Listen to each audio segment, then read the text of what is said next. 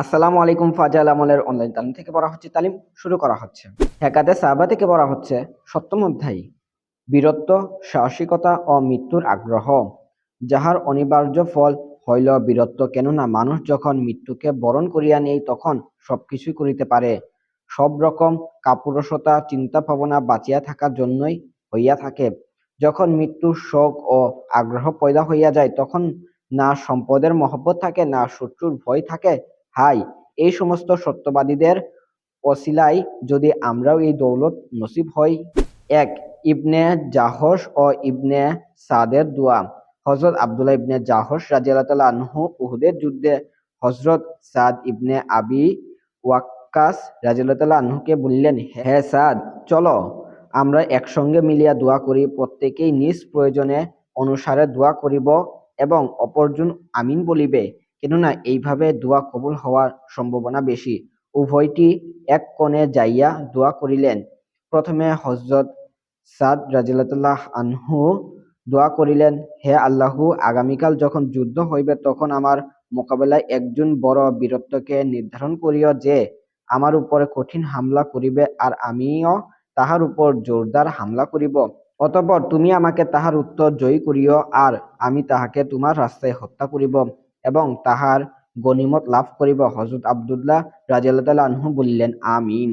ইহার পর হযরত আব্দুল্লাহ রাদিয়াল্লাহু আনহু দোয়া করিলেন, হে আল্লাহু, আগামীকাল যুদ্ধের ময়দানে আমাকে এক বাহাদুরের সহিত মোকাবেলা করাইও, যে প্রচণ্ড হামলাকারী হইবে। আমি তাহার উপর প্রচণ্ড হামলা করিব আর সেও আমার উপর প্রচণ্ড হামলা করিবে। অতঃপর সে আমাকে শহীদ করিয়া দিবে। তারপর সে আমার নাক কান কাটিয়া ফেলিবে। কিয়ামতের দিন যখন আমি তোমার দরবারে হাজির হইব তখন তুমি আমাকে জিজ্ঞাসা করিবে, ওহে আব্দুল্লাহ, তোমার নাক কান কেন কাটা হইয়াছে? আমি বলিব, হে আল্লাহু, তোমার এবং তোমার রাসূলের রাস্তায় কাটা হইয়াছে। তুমি বলিবে, সত্যি আমারই রাস্তায় কাটা হইয়াছে। হযরত সাদ রাদিয়াল্লাহু আনহু বলিলেন, আমিন। দ্বিতীয় দিন যুদ্ধ হইল। উভয়ের দোয়া ঠিক যেভাবে তাহারা করিয়াছিলেন সেইভাবে কবুল হইল। খামিস, সাদ রাদিয়াল্লাহু আনহু বলেন, আব্দুল্লাহ ইবনে জাহাসের দোয়া আমার দোয়া হইতে উত্তম ছিল। আমি সন্ধ্যায় দেখিলাম তাহার নাক কান একটি সুতায় গাঁথা। উহুদের যুদ্ধে তাহার তরবারিও ভাঙিয়া গিয়াছিল। হুজুর সাল্লাল্লাহু আলাইহি সাল্লাম তাহাকে গাছের একটি ডাল দিলেন, যাহা তাহার হাতে যাইয়া তরবারিতে পরিণত হইয়া গেল। দীর্ঘদিন পর্যন্ত ইহা তাহার কাছে ছিল। পরবর্তীতে ইহা 200 দিনারে বিক্রি করা হইল। ফায়দা, উক্ত ঘটনা যেমন একদিকে পূর্ণ বীরত্বের পরিচয় পাওয়া যায়, অর্থাৎ সাহসী দুশমনের সহিত মোকাবেলা করার আকাঙ্ক্ষা করা হইতেছে, তেমনি অপরদিকে পূর্ণ ইশক ও মহব্বত অর্থাৎ মাহবুবের রাস্তায় শরীক খণ্ড বিখণ্ড হওয়ার আকাঙ্ক্ষা করা হইতেছে। এবং শেষে যখন তিনি জিজ্ঞাসা করিবেন, এইসব কেন হইয়াছে, তখন বলিবে, তোমার জন্য কাটা হইয়াছে। কেউ তো জুলুম অত্যাচারের স্মৃতিতে স্মরণীয় হইয়া থাকিবে। আমার মরদেহের টুকরাগুলি শত মাজারে দাফন করিও। 2, উহুদ যুদ্ধে হযরত আলী রাদিয়াল্লাহু আনহু-এর বীরত্ব। উহুদের যুদ্ধে মুসলমানদের কিছুটা পরাজয় হইয়াছিল, যাহার প্রধান কারণ ছিল হুজুর সাল্লাল্লাহু আলাইহি সাল্লামের একটি নির্দেশের উপর আমল না করা, যাহার আলোচনা প্রথম অধ্যায়ে দ্বিতীয় ঘটনার করা হইয়াছিল। ওই সময় মুসলমানগণ চারিদিক হইতে কাফিরদের বেষ্টনীতে আসিয়া গেলে অনেকেই শহীদ হইয়া যান, আবার অনেক কিছু সংকট পলায়ন করে। নবী করিম সাল্লাল্লাহু আলাইহি সাল্লামও কাফেরদের একটি দলের বৈশিষ্ট্যের পড়িয়া যান। কাফেররা ইহা রটাইয়া দিয়াছিলেন যে হুজুর সাল্লাল্লাহু আলাইহি সাল্লাম শহীদ হইয়া গিয়াছেন। সাহাবায়ে একরাম রাদিয়াল্লাহু আনহু এই সংবাদ শুনিয়া অত্যন্ত পেরেশান হইয়া পড়িলেন, আর এই কারণে অনেকেই ময়দান ছাড়িয়া চলিয়াও যান এবং এদিক সেদিক বিচ্ছিন্ন হইয়া পড়েন।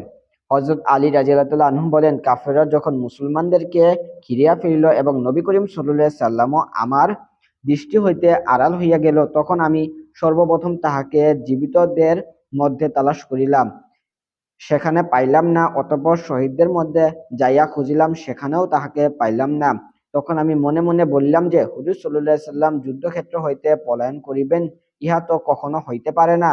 সম্ভবত আল্লাহ তাআলা আমাদের আমলের কারণে আমাদের উপর অসন্তুষ্ট হইয়া আপন পাক রাসূলকে আসমানে উঠাইয়া নিয়াছেন। তাই এখন সর্বোত্তম কাজ ইহাই যে আমিও একটি তরবারি লইয়া কাফেরদের দলের ভিতরে ঢুকিয়া যাই এবং শেষ পর্যন্ত মৃত্যুবরণ করিব। আমি তরবারি লইয়া হামলা করিলাম, এমনকি কাফেররা মাঝখানে হইতে সরিয়া যাইতে থাকিল। এমন সময় হুজুর সাল্লাল্লাহু আলাইহি সাল্লামের চেহারা মোবারকের উপর আমার নজর পড়িল। তখন আমার খুশি সীমা রহিল না। আমি বুঝিলাম যে আল্লাহ তাআলা ফেরেশতাদের মাধ্যমে তাহার প্রিয় নবী হেফাজত করিয়াছেন। আমি নবী করিম সাল্লাল্লাহু আলাইহি সাল্লামের কাছে আসিয়া দাঁড়াইলাম। কাফেরদের দলের প্রথম দল হুজুর সাল্লাল্লাহু আলাইহি সাল্লামের উপর হামলা করিতে আসিল। তিনি আমাকে বলিলেন, হে আলী, ইহাদেরকে বাধা দাও। আমি একাই সেই দলের মোকাবেলা করিলাম এবং তাহাদেরকে ফিরাইয়া দিলাম এবং কয়েকজনকে হত্যা করিলাম। ইহার পর আরেকটি দল হুজুর সাল্লাল্লাহু আলাইহি সাল্লামের উপর আক্রমণ করিবার জন্য অগ্রসর হইল। তিনি পুনরায় হযরত আলী রাদিয়াল্লাহু তাআলা আনহুকে প্রতি ইশারা করিলেন। তিনি আবার একাকী ওই দলের মোকাবেলা করিলেন। অতঃপর হযরত জিবরাইল আলাইহিস সালাম আসিয়া হযরত আলী রাদিয়াল্লাহু তাআলা আনহু এর বীরত্ব ও সাহায্যের প্রশংসা করিলেন। হুজুর সাল্লাল্লাহু আলাইহি সাল্লাম বলিলেন, ইন্নাহু মিন্নি ওয়া আনা মিনহু, অর্থাৎ আলী আমার আর আমিও আলীর, অর্থাৎ পূর্ণ একত্রতার দিকে ইশারা করিলেন। তখন হযরত জিবরাইল আলাইহিস সালাম বলিলেন, ওয়া আনা মিনকুমা, অর্থাৎ আমিও আপনাদের দুইজনের মধ্যে রহিয়াছি। ফায়দা: একা একজন মানুষের পক্ষে একটি দলের মোকাবেলা করা এবং হুজুর সাল্লাল্লাহু আলাইহি সাল্লামকে না পাইয়া জান দেওয়ার জন্য কাফেরদের দলের ভিতরে ঢুকিয়া পড়া একদিকে যেমন হুজুরের প্রতি সত্যিকার ভালোবাসা ও মহব্বতের পরিচয় দেয়, তেমনি অপরদিকে পূর্ণ বাহাদুরি ও বীরত্বেরও পরিচয় বহন করে।